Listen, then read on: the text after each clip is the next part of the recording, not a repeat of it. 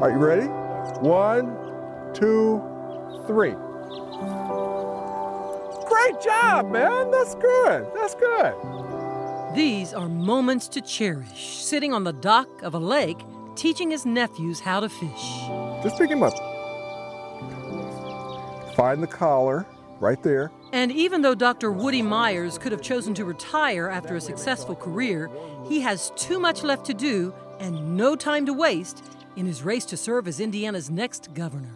The most important motivation that I have is that I have been given so much over the last 3-4 decades, a great education, an opportunity to contribute, a terrific family. So Dr. Myers, born and raised in Indiana, is committed to giving back because of his love for Hoosiers, much like his love for his family.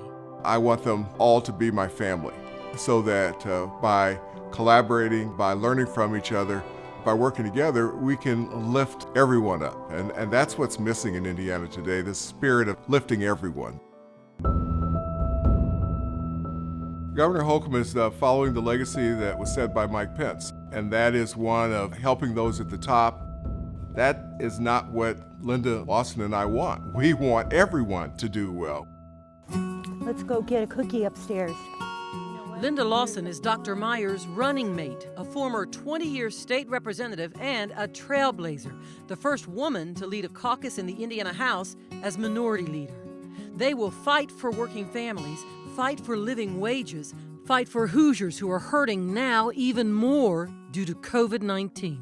Some are hurting for the opportunities to move forward with their careers. Some are hurting acutely today because they don't have the funds to pay the rent or feed their families. And some are hurting in spirit.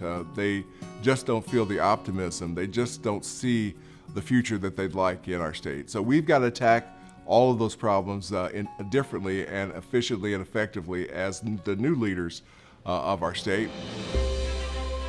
And that's what Dr. Myers has been doing his whole life, leading. He is the first African-American candidate for governor in Indiana's history. He was the first African-American state health commissioner in Indiana, and in that role, he was one of the most influential health experts in the early days of another pandemic, AIDS. Dr. Myers stood up for Indiana teen Ryan White before he died of AIDS in 1990, helping him win his fight to attend school. We used our forum to show Indiana that he was not the threat that some people made him out to be. I had him sit next to me. I scruffed his hair during the press conference just so people could see that he was not someone that we should fear. Ryan and his mom Jeannie moved to a new school district that welcomed him with open arms. It was the most incredible thing I had ever seen, and it changed the face of AIDS education in Indiana and then ultimately in the nation. As a medical doctor, a professor, a former healthcare CEO, and a small business owner, Dr. Myers is driven to seek solutions to problems, to stand up for people, to take on tough challenges. That's why I became an ICU physician, because that's where the sickest patients in the hospital were. That's where I wanted to be. His commitment to tackling tough challenges was birthed in a modest house on the Indianapolis near Northeast Side, which his father, a hard-working landscape contractor, helped build. A childhood home that still stands today. And a federal judge appointed his mother, a teacher and a principal, to lead complex school integration efforts for IPS. She faced racism head-on. The anger that was directed at her made that job much harder than it needed to be, but she stood tall. She didn't waver, and I learned from that. As a boy, he learned that the color of his skin could trigger discrimination. I've been accused falsely twice as a kid of theft, of something I never did, just because someone looked at me and made an assumption about me. I know that kids are going through that every single day. I only had a gun pointed at me in anger once, and I didn't get shot. No justice! No peace!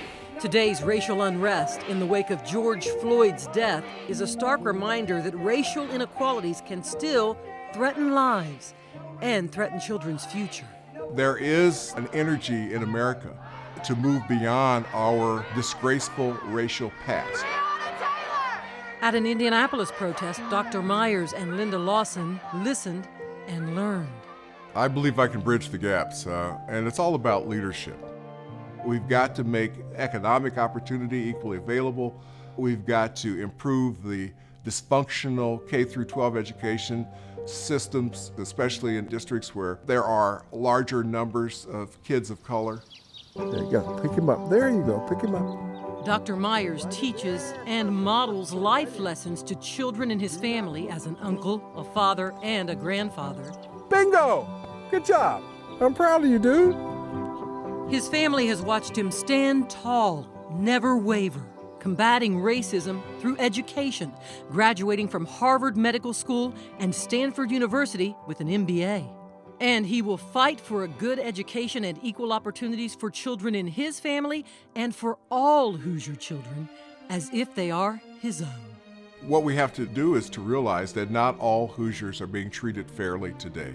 We've got to recognize those deficiencies, we've got to diagnose them, and we've got to change them. Indiana could use a doctor in the State House to heal racial wounds, to take on tough challenges, to put people over politics.